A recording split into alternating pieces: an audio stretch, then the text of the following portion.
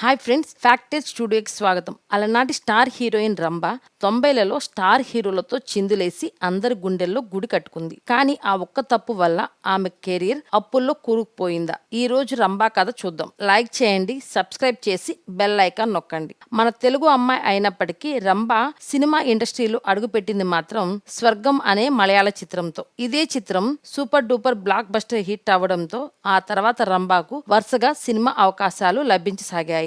ఇక ఆ తర్వాత తెలుగు చిత్ర పరిశ్రమలో కూడా రంభ వరుస సినిమాల్లో అవకాశాలు రాసాగాయి. అలా తెలుగులో తను తొలిసారి నటించిన చిత్రం రాజేంద్ర ప్రసాద్ హీరోగా నటించిన ఆ ఒక్కటి అడక్కు. ఈ చిత్రం ద్వారానే రంభ తెలుగు సినీ పరిశ్రమకు పరిచయమైంది. ఈ చిత్రం కూడా అప్పట్లో మంచి ఘన విజయాన్ని కైవసం చేసుకుంది. అలా వరుస సినిమాల్లో నటిస్తున్న తరుణంలో ముద్దుల ప్రియుడు చిత్రంతో రంభ క్రేజ్ భారీ స్థాయిలో పెరిగిపోయింది. ఇక క్రేజ్ అనంతరం మెగాస్టార్ చిరంజీవి, విక్టరీ వెంకటేష్, అక్కినే నాగార్జున వంటి స్టార్ హీరోలతో చిందులేసే అవకాశం లభించింది. అలా కేవలం తెలుగులోనే కాకుండా తమిళ్, మలయాళ భాషల్లో ఎన్నో చిత్రాల్లో ఆడిపాడింది. ఆ తర్వాత బాలీవుడ్ లో సైతం పలు చిత్రాల్లో నటించింది రంభ. ఆ తర్వాత కెరీర్ ముగుస్తున్న సమయంలో రంభ చేసిన తప్పు వల్ల ఆమె కెరీర్ మొత్తం అప్పుల ఊబిలో కూరుకుపోయింది. 2003 సంవత్సరంలో రంభ సినీగ్రాఫ్ మొత్తం పూర్తిగా డౌన్ అయిపోయింది. చేతిలో ఒక చిత్రం లేదు, అవకాశాల ఊసే లేదు. దాంతో ఏం చేయాలో తెలియక మళ్ళీ ఎలాగైనా ఫామ్ లోకి రావాలని ఆశపడ్డ రంభ తనే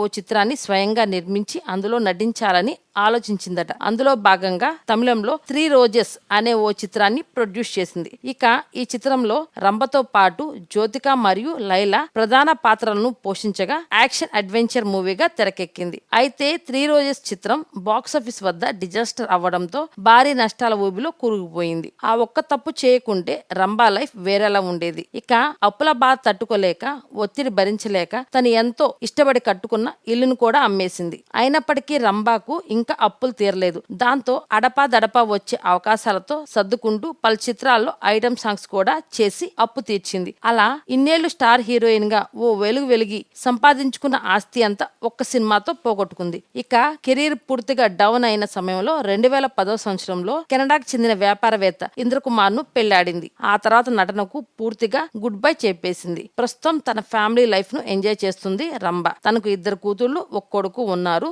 ఆ ఒక్క తప్పు లేకపోతే రంభ జీవితం ఎలా ఉండేదో మీ అభిప్రాయం కామెంట్ లో చెప్పండి. లైక్ చేసి షేర్ చేయండి. నెక్స్ట్ వీడియోలో కలుద్దాం. By by.